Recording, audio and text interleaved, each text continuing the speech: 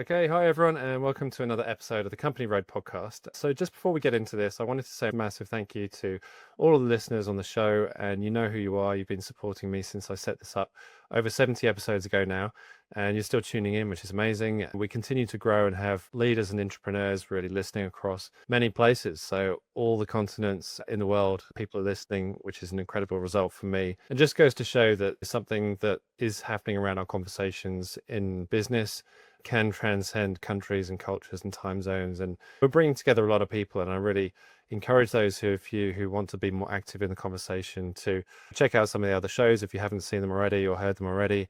We're also going to be launching a community called Rebel at Work. So if you haven't heard about Rebel at Work, check it out at rebelatwork.com.au. And we'd love to see you there. That's where you can meet a number of different peers and access more learning resources around unexpected ways to bring more impact and positivity into your work in some sort of way. So that's a bit about me and the show. I want to come back to who we've got on the show today. Very exciting. So we've got the honor of hosting Dr. Maria Camacho, who's a globally recognized expert in design thinking and strategic innovation. She's got over 30 years of experience spanning academia, industry, and consulting. And Maria's played a pivotal role in shaping innovation practices at renowned institutions such as Frog, the Australian Department of Health, Aged Care, Westpac, Swinburne University, and so many more. And Maria, welcome to the show. Thanks so much for coming on. Thank you so much, Chris, for having me. It's a pleasure to be here. Yeah, and Maria, I just go into your work a little bit more. So it's usually characterized by evidence-based methods that empower leaders and help teams to tackle complexity with a few different things: creativity, empathy, and humanity. You do a lot of things. So you're on the speaker circuit as an influential speaker. You do corporate training, you're an advisor, and you help and inspire organizations to really foster cultures of innovation and collaborative problem solving, which I think a lot of organizations need, put it frankly. I think a lot of people still need to do that. So in today's conversation, we're going to do a few things. We're going to look at how to almost think about innovation and collaboration a little bit differently, but also from the point of view of uncertainty and how to cope with uncertainty and build some level of creative resilience in some sort of way. So often we're thinking about changing business environment, who's around and who the leadership is and what we need to do as entrepreneurs. And it feels like the ability to approach challenges with a creative mindset and navigate that if it's uncertain and if it's complex can be incredibly difficult. And I'd love to just get into some of those topics with Dr. Camacho today. And Maria's going to share some insights on building creative confidence and resilience by integrating principles of positive psychology and design thinking. So let's jump into some of those themes. I think there's a lot around fear, and we'll get to all of that in terms of how we navigate some of that with confidence a bit later. But maybe we'll just start with you, Dr. Camacho. Maria, tell us about yourself a little bit and what brings you to this kind of world of helping to empower people with problem solving, thriving amidst continuous challenges. Thank you, Chris. Well, I would say that it's been a lifelong goal. It started ever since I was studying industrial design back in my native Colombia. And I had this urge to put business studies and design together from the start. And so that led me to study a master on design leadership. That was ages ago. I won't even tell you when, but this was in England, and there was a new sort of movement towards the launch of something new that was design management. And that definitely set me in the direction that I've been following ever since. I believe in design, in the power of design for profitability, competitivity, adding value, plus helping make the world a better place and workplaces better places. That I've spent all my life sort of promoting that from wherever I've been sitting. That's what I've been doing always with industry and with students, because I've been an academic like almost half of that 30 years of experience that I have. So that's been a pleasure, and it's been a pleasure to see the evolution.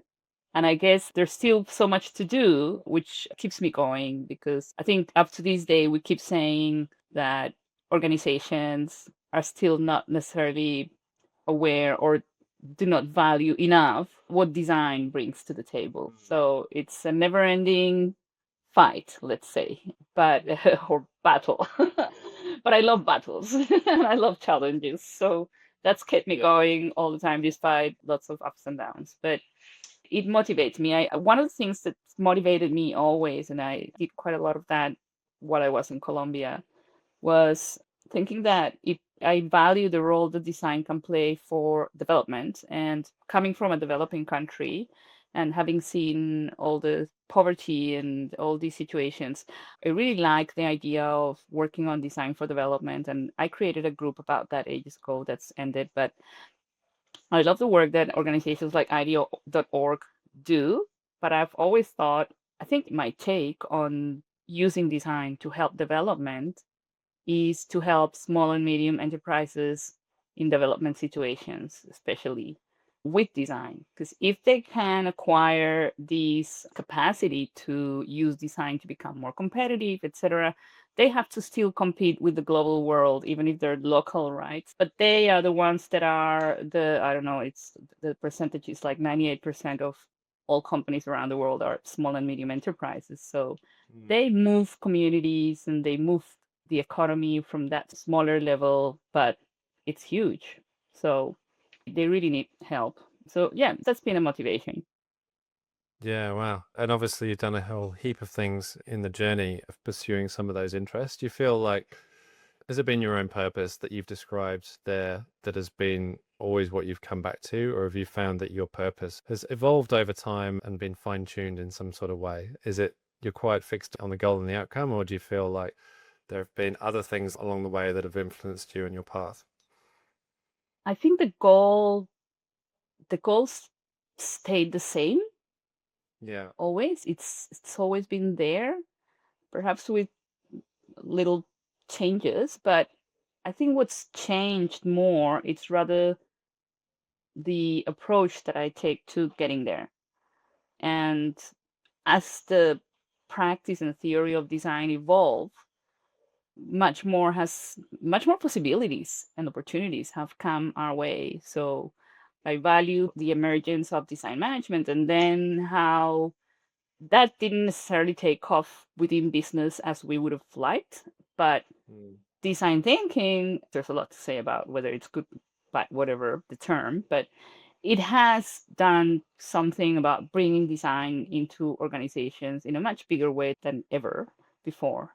So I think that's been very valuable. And that was, in my view, and also because of the research I've done, I see that like a confluence of situations that at the turn of the century, all these situations got together to make design be somebody seen a lot more and being valued a lot more by organizations. Yeah, yeah. No, I agree as well. I think that it's struggled at times to represent itself adequately is probably the best way that I can think of putting it in terms of design because it's not top of the agenda and there's confusion around where it sits. There's confusion around who practices design and whether designers are designers or there are other people that should play a role in design.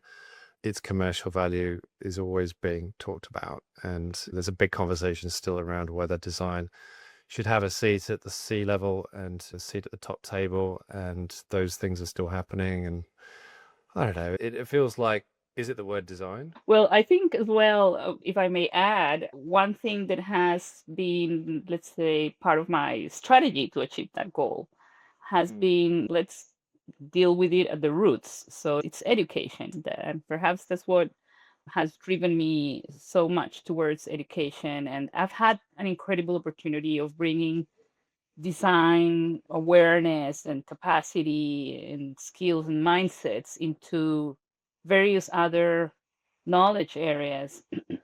And that's when I see the transformation that people go through when being able to go themselves through this whole process of designing something using all the ways the design has, developing your mindsets and just using the process, using the methods, and the way that people transform when they see the end result, people that are from business, engineering, psychology, whatever else, entrepreneurs from different fields. So I've seen that over and over and over, and that really fulfills me a lot. Like I've taught design for engineers and within engineers very often, and it's been just wonderful to see how they uptake, which, you know, in a way it's like the engineering should be design, it's design, right?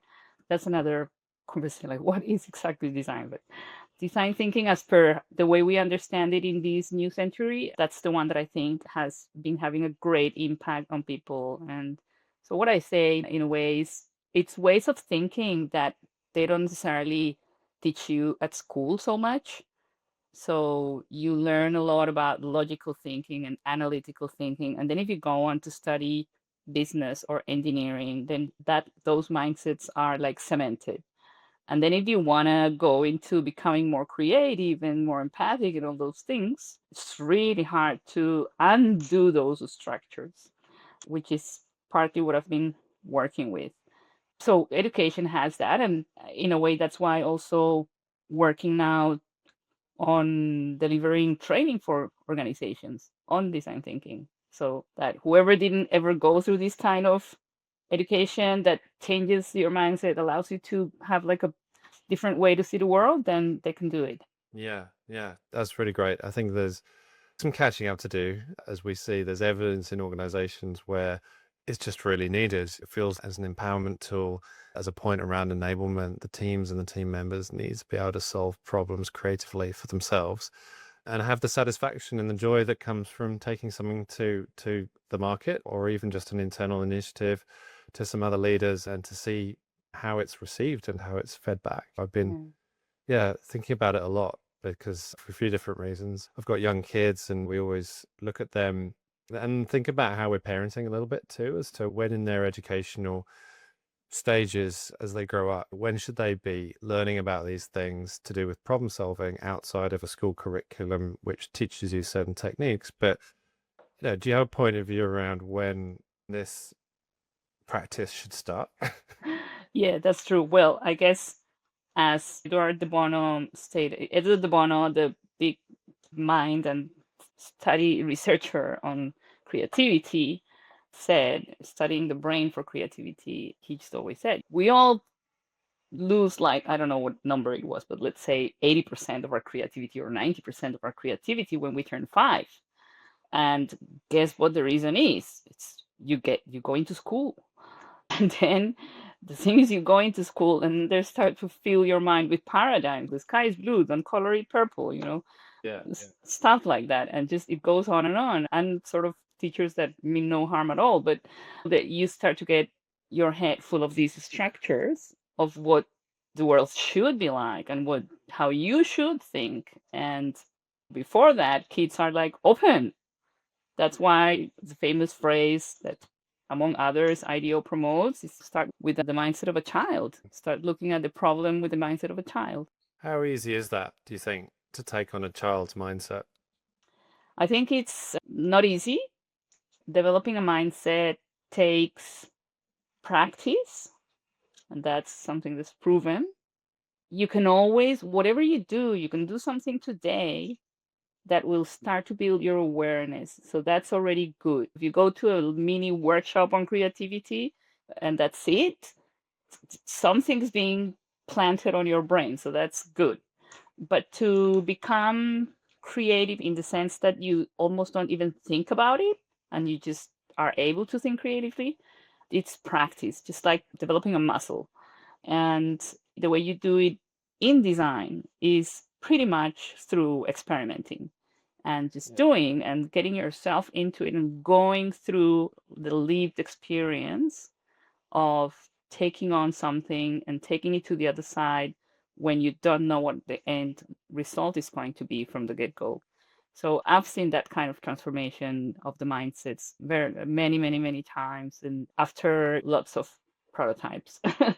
And Yeah. you don't even necessarily need to teach people any theory at all. It's by doing that you are able to acquire. But yes, it's little by little that you acquire it.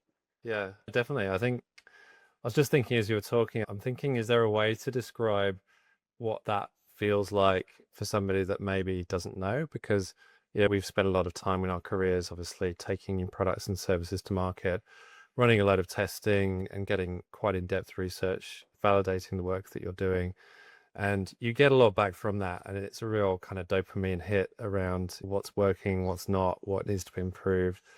And you work through it. It's sometimes really hard and confronting to hear. But how would you describe the kind of satisfaction from going through that process yourself so that others might be able to understand what we're talking about? Yes. Well, look, it's full of ups and downs. It's because it's not a straightforward process. And For example, when I was working with Stanford and we were following the design thinking, their version of design thinking that's been going on forever. They were even doing a study, they did a study on people's motivation, level of motivation going through the design process. And they did this for years and years and years. So they had like lots of data. So they had a curve, right? You start like on a high, right? Mm. You're like, yes, the world is the limit. Let's start, let's do it, right?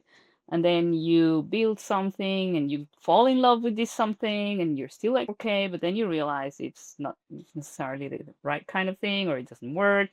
And then you're looking for, and then you start to get like a low, and then you find another idea to continue, and then you go into a high, or you do like a funny creative exercise to just get on a high, which actually works a lot.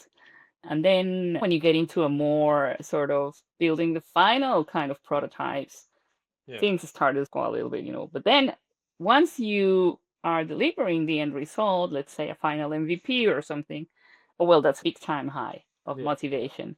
But you do go through all of that, and when you're learning the process, when you're learning to be resilient as you go through it, because at some point I've seen people just wanted to say, I don't want to do with this anymore. I can't do it. Lots of tears and lots of stress while you learn it because of the ambiguity that you face. And we're just not built naturally as humans to go through ambiguity. We like the familiar. We like to, it's natural for us. So it's very unnatural to just face the future, which is unknown. So you go through all sorts of stages. So the next project you work on and the next, then you start to become you to acquire that sort of resilience. And then the creativity starts to sink in. And it's not a creativity that's about, oh, let's brainstorm and have lots of ideas and lots of post-its. That's important, but it's not just that. It's having this kind of creative mindset. It's how you approach the whole thing, how you approach the problem solving, with which kind of attitude. It goes much, much further. So you develop that as you go and as you practice. And the more you practice, then you're just not even thinking about it and you're like maintaining somehow your calm and knowing because you know that you're going to get through to the other side. You don't know how, and you don't know what the other side looks like, but you start to acquire that confidence that you'll manage, you'll do it. Yeah. Yeah. Yeah. Very interesting. So earlier in my career, I was probably more in a client management type role before I went into more strategic and creative type roles. And in that management role, I was feeling really frustrated quietly and sometimes not so quietly about the fact that I didn't have a creative remit within my role. And so in the end, it didn't feel like the right role for me. And I get the feeling that a number of people out there are struggling with that because they feel that creativity is the role is for the other people to perform and because they're paid to do that. I know that in some instances, particularly in a high pressured environment, creativity and strategy and anything that feels like it's a divergent step can feel like a distraction from what some people within the room in that organization would want to do as well. And it just feels like that playfulness and that experimentation, it can't always come in, doesn't always have its place clearly defined. So I'm thinking about the people that are quietly frustrated and maybe what we can do in this conversation to help them kind of see that there is a way to think creatively. But where would you suggest people would start in a way that would be safe and okay? I think one thing we need more is to educate people a little bit more on why these kinds of approaches work, because you just mentioned playfulness, and a lot of what you get when you're practicing and teaching design thinking and doing it with companies in a little creative lab, it's like the rest of the people will be looking and saying like, those people are doing nothing, they're just messing around, right? They're just playing. What they do is not really meaningful or valid or of value, right? And you get that a lot. But the thing is, nobody's explained why playfulness is important. And that's just one item of the way we approach creative work. Mm. And the playfulness, it's obvious, but then a lot of people just don't think about it. It's the way you open up your mind it just opens up a space different from your daily routine. And then all those paradigms that the teacher got into your head at 5, plus all the rest ones, you start to be able to put them on the side because you're playing, and it allows you, it's like it's allowed to think differently or to do something differently. So when you allow yourself that, it doesn't mean that whatever playful thing you did at that very first moment is going to be what's going to work, Yeah. but you allowed your brain to get to a different space, which otherwise it just can't switch just like that. If you're not trained, let's say, you cannot just switch like that. You just need to create the conditions, and that means environmental conditions as well, like the surroundings. And when we had COVID, that was something very interesting because design thinking and the design for in organizations is always practiced. The best practice is to have a space that is playful, that can be very free, etc., etc. But then we didn't have that space. So in a way, then the digital whiteboards became that space. And it was great to see how it was mimicking, and you could see everyone running around in the board, and that became the equivalent of that physical space. It was great to have that kind of tool. I don't know what we would have done without it because it created that possibility. Oh, definitely. I remember that time very clearly. And it makes me think, I mean, people on Miro's, whatever you're using, Miro or FigJam or whatever it is, but it feels like nobody on a whiteboard in a room would have ever done some of the things that they've been doing on those digital whiteboarding tools. And it feels like even if the technology is augmented now with AI, obviously, it's being used through those tools and platforms now too, to think of what we can achieve together. I think there's still time and place, obviously, for running things in person, and to have pen and paper and all of that can be incredibly tactile and valuable too. But just the ability of being able to get people together, contribute virtually, do it publicly or anonymously. You can set things up, you can play games. It is gamifying the experience of work a little bit. And yeah, since then, I don't know if there's been anything that major in the world of work and in that context that has been similar to that level of change, because it all just augmented so quickly, didn't it, in those 1 to 2 years where people all had to just jump on and use it. So yeah, a big step, a big step. I was going to ask you about just more broadly, maybe, but around some of the other significant changes that you may have observed in working with organizations that you think are themes, anything that you feel is coming up that you feel organizations or leaders or emerging leaders need to be paying attention to in this day and age as well. Right.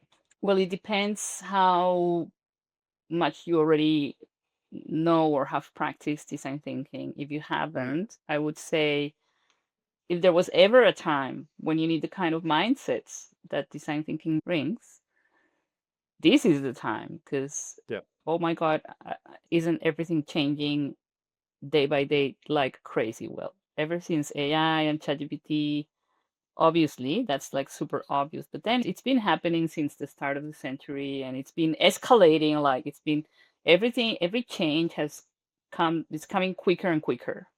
It's here before we even can even say anything. So the level of uncertainty that we're living in, the amount of ambiguity that we have to deal with. So it's not anymore just the realm of designers designing something that doesn't exist, and it's the realm of everyone is dealing with this kind of situation where you just don't know what's going to happen next, and you still have to go on and continue to evolve your products or redesign your services or whatever else, right? We just have to go on. So then design thinking with the mindsets of how do you throw yourself into that uncertainty and deal with it and handle it in a way that you are able to deal with it and to not get paralyzed, right? Because it's something that can happen in this kind of situation. You may be talking a lot about what we need to do, and then you're not doing it. That happens a lot. And this happens to professionals at work at any level. So it's the high level executive and it's the junior practitioner as well. It's everyone has to face this. But having said that, of course, leaders, because they are the ones supposedly leading the way. Well, they're facing quite a huge challenge there because they have to lead the way and they don't even know which way to go. So they just need to bring everyone along to finding out. And how do you do that? How do you bring people along to find out what can we do and then just get on with it, do something? It takes courage. It really takes you to be open-minded and at the same time quite organized and determined and just get on and do experimentation and learn from it and continue as you go. Yeah. So I think that the opportunity is for everyone to acquire this kind of mindsets. And it's not for nothing that design thinking started to become something within business in this century or at the turn of the century, a little after. It's because since then we've been seeing change and organizations using their traditional ways of innovating and creating new products and services. They just saw that they weren't being successful. So that's plain result in front of your eyes. It's just not working. Whatever we were doing all our lives, it's not working. What can we do? And then design thinking was there. It was just the evolution of the whole design theory and practice from the, I don't know, 1940s, all matured and developed, is floating around, and then the right environment shows itself. So that's, I think, how design thinking became desired by organizations.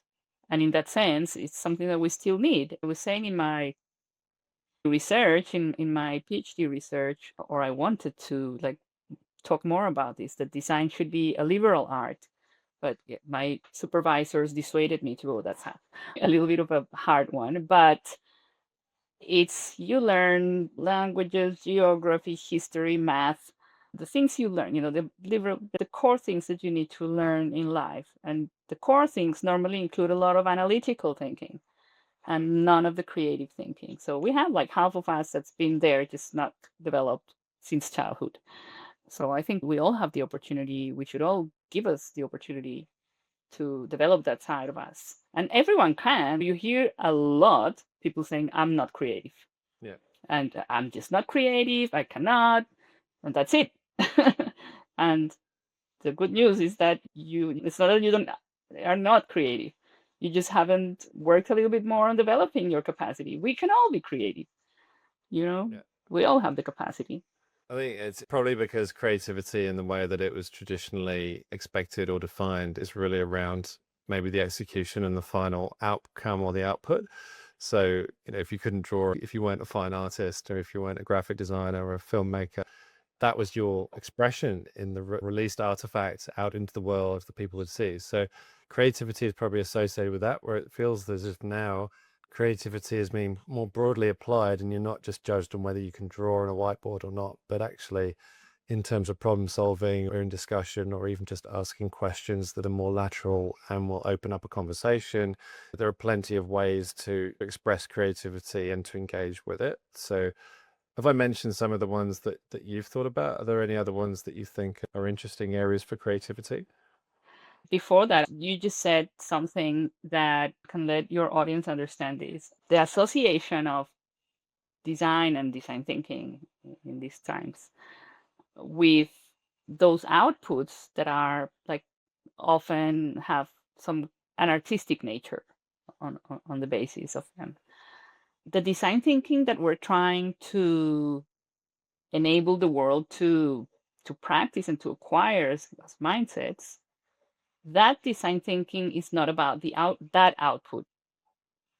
If you think of the process of design, if let's say you're thinking about a radical innovation and you're just really being open, you can have a team of people from whichever profession, doesn't matter, just thinking, if they have been trained on thinking these ways and experimenting and so on, and empathizing, they'll take on a problem, reframe the problem, try to understand better what the needs are, discover needs, etc. And they might come up with actually what this problem needs is of the nature of a TV program. I don't know. And everyone was thinking, oh, it's going to be a product, a physical product. And So when you liberate that, so you can divide. Once you decide it's a TV program and you're going to start to develop the actual prototypes and perhaps the more advanced prototypes, maybe not even the early ones, you need to bring into the team those who are actually specialized on creating TV programs, right? But they didn't have to be there from the beginning, not necessarily. Yeah. Yeah. So you have a difference between the design thinking of before the actual specific expertise has to come in and after that. And the before one is the one that anyone can practice and anyone can just be creative. Yeah. The second part, that's you can continue that, and we need more creative thinking in implementation as well, so that great opportunities don't die during the implementation. Like the innovative side sometimes dies during the implementation, but yeah. Yeah. The creativity would sit over the top almost. I mean, it's a unifier in that sense. It's ubiquitous, and it feels like the first part is probably more about, for those that aren't that familiar with design thinking, it's obviously more about understanding the problem space, working on the problem, finding the correct problem to solve, and really going deep on that and understanding that, and prioritizing where the need for problem solving is really a lot of the time. And then obviously you're into what the solution might be as an overall territory in some sort of way. And then after that, you can get into some of the more executional elements and figure out how it's going to be represented in the market in answer of that need that you've identified. So yeah, there's a lot around that I think creativity can come in all of those places. But it feels like the other thing that design thinking is interesting for is around an evidence base, but also one around decisioning and justification and validation of what. So it gives you that compass a little bit. And obviously decisioning around creativity isn't always easy because some people like green and some people like blue. And once you get into an executional representation of the idea, then it brings out quite basic opinion at a very kind of low, and it's not a constructive conversation for a lot of people a lot of the time, where ideas are being judged for the wrong reasons. So how would you suggest people manage that side of things? Yeah. When I've been mentoring teams that are going through design thinking, I get them into this idea that all the ideas that everyone's having at some point, they came into their head because something else happened before during the teamwork. So it doesn't come out of nowhere. It doesn't only come from an isolated brain. Yeah. Everything you're doing from the get-go in teamwork, everyone is influencing the way you're thinking. And that goes around. You're sort of being influenced, everyone's being influenced by everyone. So then when suddenly somebody says, got it, the idea, let's do this. And then eventually the final solution ends up having a lot of that kind of idea embedded into it. Then I dissuade the teams to think, oh, that was this person's idea. Thanks to him, we managed to get here. Yeah. And it's not, because if you understand how creative teamwork works, it's when you're doing a brainstorming, you're listening to other people's ideas, and somebody's idea prompts yours. If that other person had not said this, if all these other 10 ideas were not written in front of you, and if somebody had not told a joke at the same time, you just wouldn't have had that idea. Yeah. In mentorship of teams, I try to tell everyone ideas are just everyone's. Yeah, are the creation of all the team. So I try to make everyone fall in love with the idea equally. Of course, this takes some work around, and sometimes it's a little bit difficult. And obviously, there are different opinions, which is something that we learn a lot how to deal with in design thinking, because design thinking intrinsically it's about working in teams of diversity. People, ideally, if you want to innovate, you bring people together that come from different fields or cultures or different genders, etc. All diversity that you can have, the more diversity, the better. But of course, you tend to not get along with the person that thinks very differently to you. And so a bunch of people that everyone thinks totally different from the other one needs some work so that you can get to that. But at the same time, if you do it well, you're obtaining the best of all these different minds. And because problems are systemic, and all this complexity that we're dealing with, it's systemic. You need different minds together thinking about it. You cannot just put just one mind to look at the problem from just one side. Yeah, yeah. No, I like the point around diversity, and I'm thinking as well about other situations that I've been where there's a bias, right? I'm just going to call it a bias in creativity, where some people's voices or confidence with creativity are much louder or much more well established than other people's. So for those that are struggling with how adequately to represent their idea, obviously there's a group of people that are underrepresented in terms of their ideas and contributions, probably. And then there's another group that's probably overrepresented because they're talking the loudest and they need to see their idea going through. And the loudest person, most important or highest paid, usually puts that stamp on fairly early in the process if that is going to be happening. So I'm just wondering about navigating some of that. And it all sounds very democratic in practice, but from the point of view of making creativity possible for a diverse group, what have you found to work well? I think we've come some way to help those, perhaps the introverts, be more heard.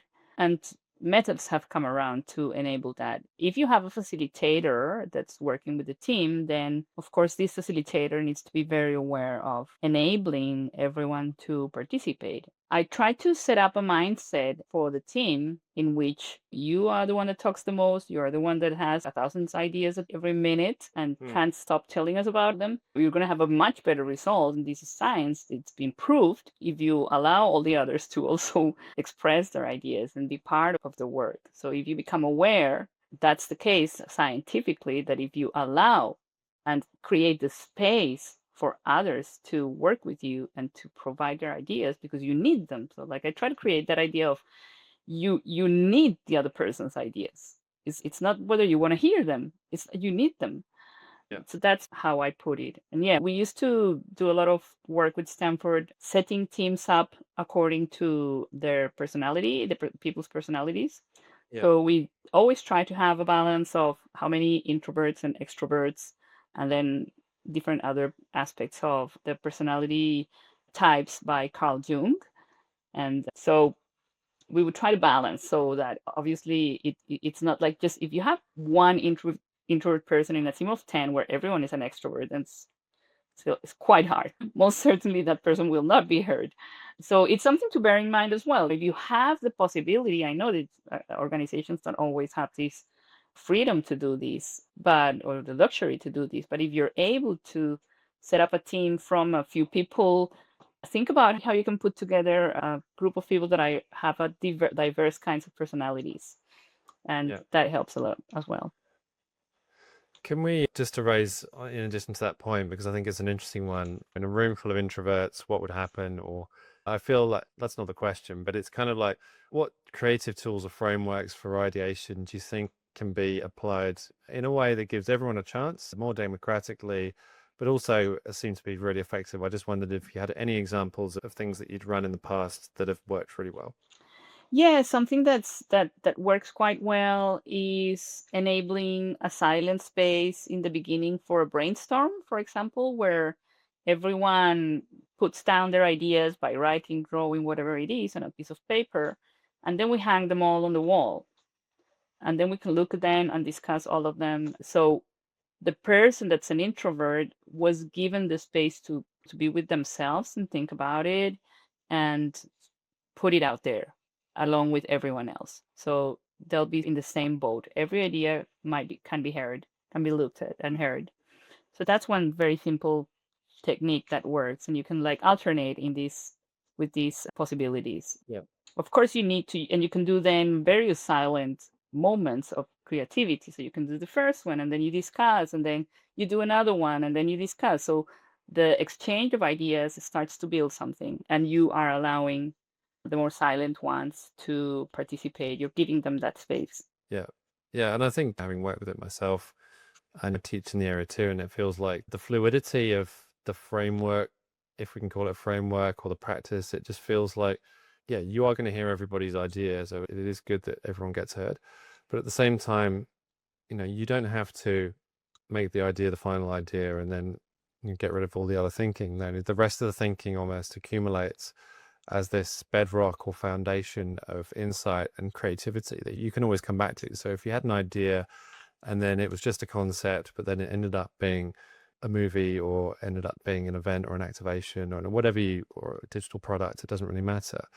But you can come back to that thinking at any point and go back to the insights or go back to some of the ideas and then build out using that raft of thinking that you've managed to capture through the process. So I always find that kind of got you to a much richer outcome than just focusing in on one idea and saying that's all it's ever going to be. Absolutely. It'll be open to many other inputs and many builds on what you've created in the past through the process too. Yeah, in fact, we at Stanford, with the Stanford method, we used to practice something that we call the dark horse prototype. I don't know if you've heard about that. The interesting thing is, right in the beginning of a project, when everyone's feeling comfortable with whatever they've chosen the idea to pursue is, and everyone's like, yeah, this is what we're going to do until the end, right? Then you do this exercise when you tell people, okay, leave your project there where it is, just stop, put it aside. And now you're going to grab one idea that your team had in the past throughout the work that was the silliest, the stupidest, the least feasible. Choose one of those. Yeah. And then work with that one as if it were the best idea. And the results of that were like, okay, so three things could happen. On one hand, it could be that after the dark prototype, nothing happened. They continue fixated on their idea. But normally, what would happen is either of these two situations. The previous idea that they were working with suddenly gets twisted or an add-on or gets rethought in a way that would have never happened because they suddenly acquired a new insight. And the other situation that happens a lot is the change of direction is completely like they go opposite ways from the original idea that they were already in love with. So that allows them to think, okay, it's not that there's bad ideas and good ideas. There's ideas and then they can help us progress because they enable us to acquire different insights that maybe there's no other way to have gotten there. So that's a great approach, a great exercise that works pretty well. Yeah, because you're asking people how could they make it work if they had to make it work, which is an interesting proposition. I think there's a brain training exercise in itself. I think that's super cool and valuable probably for a lot of leaders they might be a bit critical or naysayers. That sort of thing can be really powerful. Yeah, our project clients didn't like it at all. We would meet with them all the time, and then they were like, "What are you doing? Why are you going that way?" But we saw this reaction over and over, and we were like, we had to do this sort of psychological treatment to the client, and say like, "Look, don't worry, just wait a little bit, just wait a little bit. This is gonna go away. Let us do this, but it's my money. Okay, well, it's just a little one." And then when we got to the end of the project and the thing that happened with the dark horse has influenced, like in a major way, whatever the end result was, clients are like, wow, you were right. It's like so amazing to get them to see like, yeah, it actually worked. We thought you were crazy. We thought we thought it was complete failure to work with you. Just out of interest, I mean, it's a slight side question, but do you know of any ideas that were the dark horse and ended up being the thing that went out to market in anything that you've worked on? That just from humble beginnings of being the thing that nobody wanted to work on to being actually quite interesting and promising for an organization or a business?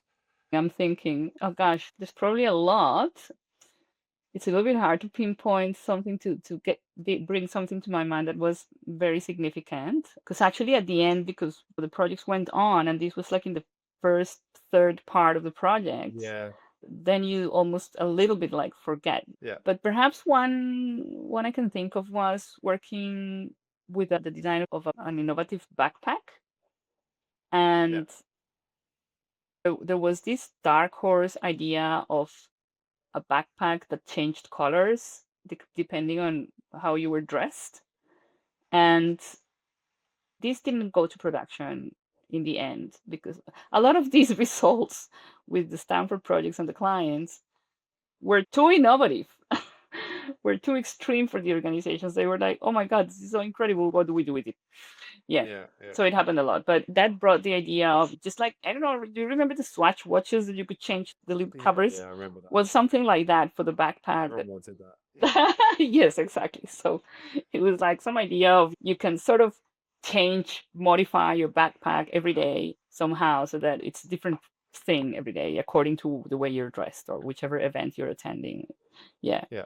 And that would have never happened before. And then there was another group with this backpack project that ended up creating like a costume that was a backpack. And it was like incredible. I mean, that was just like for a fashion design, high-end fashion Yeah. design, but it was an incredible way to rethink what are we thinking about when we say backpack? Ooh, does it have to be like something that you put in your back, and does it have to be that? What is the actual function? Yeah, well, carrying things. Oh, maybe we can carry things on our clothes. And yeah, Yeah, yeah. Which starts with some of those more fundamental questions around what function is it serving? What could you do with it? How could you stretch the definition of what it's being already? And I think innovation is in that it's in that area, finding a different take on something. And you got to think quite carefully about that. actually, It's I quite just remembered yeah. one. We did a project with a large group in Portugal called Sonai. They own this really large supermarket chain called Continente. And the project was about rethinking what to do with the physical shop in the smaller shops that they needed to, because those were becoming more trendy, the smaller ones, but they have like big chunky products like bicycles, mattresses, etc. Yeah. And then in the Dark Horse prototype, the team was thinking, what if there's no store? What is the no store store? But it doesn't have to be Amazon because obviously it couldn't be like the same as Amazon. It was not about online shopping. Yeah. And they ended up with a product that was a digital product that would be able to read whatever you have in the in your environment. Let's say you go to a cafe and you fall in love with the coffee cups that they have there, and you just put your phone in front of it, and then the phone tells you where to buy that cup Got it. instantly. And so it was then, oh, I saw a great bicycle on the road, and I'm just gonna look. Oh, it'll tell me where to buy that bicycle. And so it was meant to be that you were going to buy everything from the same vendor, Continente. But obviously, it would be made up of various vendors. Last thing I knew, they were working on the coding. But again, I don't know if it saw any fruition. These projects, because they were so innovative, often the biggest purpose that they served was clients would take a part of it or a feature or a bit that they could embed into something that they were working on that they would have otherwise not ever thought about. And then they would patent those bits to embed them into whatever else they're working. So that was a lot of the results were of that kind. Yeah, yeah. Oh, that sounds really cool. And obviously you can start with the beginning of an idea and roll out a version, how much of a success it is or whether it's going to work. You're thinking about all of the possibilities and eventualities for that particular creative idea or execution. But you then have to pair it back to the thing that you're going to start with, and that could actually be easier than you think. It doesn't have to be this big, Yeah. Yeah. world-changing product. And then you can use, as you said before, then you can use the documentation of all the things that you've already worked on to get there. Yeah. Because maybe your great solution is actually at the end, you might see that, and that happened as well. Maybe it's more about the idea that you worked on and you did prototypes and everything like 2 months ago.